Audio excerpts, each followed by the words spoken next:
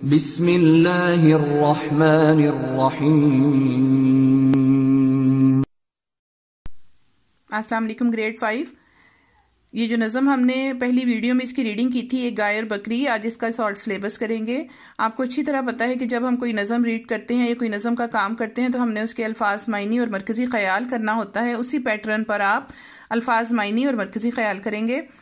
अल्फाज मायनी है: चिरागा घास का मैदान, दुहाई फरियाद, सरापा मुकम्मल तौर पर, तायर परिंदा, कलाम गुफ्तगू, माजरा दास्तां। उसके बाद इसका मरकज़ी ख्याल है। इस नज़म का मरकज़ी ख्याल ये है कि शायर अल्लामा इकबाल गाय और बकरी की आपस की बातचीत के ज़रिए हमें ये नसीहत कर रहे हैं कि हमें छोटी छोटी तकलीफ़ों पर अल्लाह से शिकवा करने की बजाय अल्लाह ताला का शुक्र अदा करना चाहिए, क्योंकि अल्लाह ने हमें बहुत सी नेमतें अता की हैं। आप लोगों ने ये अल्फाज मायनी और मरकज़ी ख्याल अच्छी तरह याद करना है। ओके गर्ल्स, अल्लाह हाफिज़।